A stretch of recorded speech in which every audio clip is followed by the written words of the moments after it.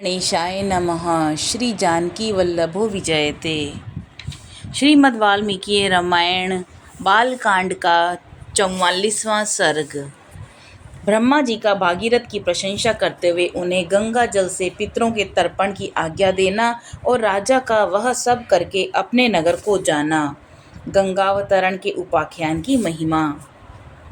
श्री राम इस प्रकार गंगा जी को साथ लिए राजा भागीरथ ने समुद्र तक जाकर रसातल में, जहाँ उनके पूर्वज भस्म हुए थे, प्रवेश किया। वह भस्म राशि जब गंगा जी के जल से आप्लावित हो गई, तब संपूर्ण लोकों के स्वामी भगवान ब्रह्मा ने वहाँ पधार कर राजा से इस प्रकार कहा। नरश्रेष्ठ, महात्मा राजा, सगर के 60,000 पुत्रों को तुमने उद्धार कर दिया। अब वे देवताओं की भांति स्वर्गलोक में जा पहुँचे। भूपाल, इस संसार में जब तक सागर का जल मौजूद रहेगा, तब तक सगर के सभी पुत्र देवताओं की भांति स्वर्गलोक में प्रतिष्ठित रहेंगे। ये गंगा तुम्हारी भी ज्येष्ठ पुत्री होकर रहेंगी और तुम्हारे नाम पर रखे हुए भागीरथी नाम से इस जगत में विख्यात होंगी। त्रिपथगा, दिव्या और भागीरथी, इन तीनों नामों से गंगा की प्रसिद्धि होगी। ये आकाश, पृथ्वी और पाताल तीनों पथों को पवित्र करती हुई गमन करती हैं, इसीलिए त्रिपथगा मानी गई हैं। नरेश्वर महाराज, अब तुम गंगा जी के जल से यहाँ अपने सभी पितामहों का तर्पण करो और इस प्रकार अपनी तथा अपने पूर्वजों द्वारा की हुई प्रतिज्ञा को पूर्ण कर लो। राजन, तुम्हारे पूर्वज धर्मात्माओं में श्रेष्ठ यशस्वी राजा सगर भी गंगा को यहाँ लाना चाहते थे, किंतु उनका यह मनोरथ नहीं पूर्ण हुआ।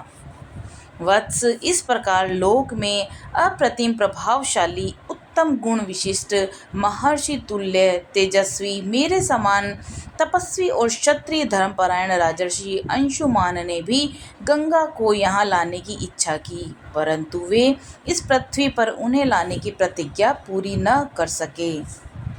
निष्पाप महाभाग, तुम्हारे अत्यंत तेजस्वी पिता दिलीप भी गंगा को यहाँ लाने की इच्छा करके भी इस कार्य में सफल न हो सके। पुरुष प्रवर, तुमने गंगा को भूतल पर लाने की वह प्रतिज्ञा पूर्ण कर ली, इससे संसार में तुम्हें परम उत्तम एवं महान यश की प्राप्ति हुई है। शत्रुदमन, तुमने जो गंगा को पृथ्वी पर उतारने का कार्य पूर्ण किया है, इससे उस महान ब्रह्मलोक पर अधिकार प्राप्त कर लिया जो धर्म का आश्रय है। नरश्रेष्ठ, पुरुष प्रवर, गंगा जी का जल सदा ही स्नान के योग्य है। तुम स्वयं भी इसमें स्नान करो और पवित्र होकर पुण्य का फल प्राप्त करो।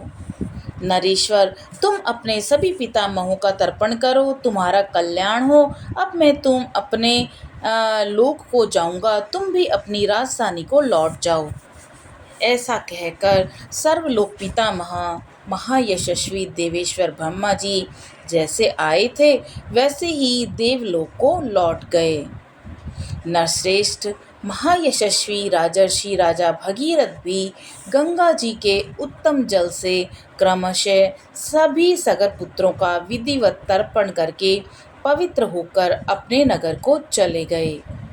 इस प्रकार सफल मनोरथ होकर वे अपने राज्य का शासन करने लगे। रघुनंदन, अपने राजा को पुनः सामने पाकर प्रजावर्ग को बड़ी प्रसन्नता हुई।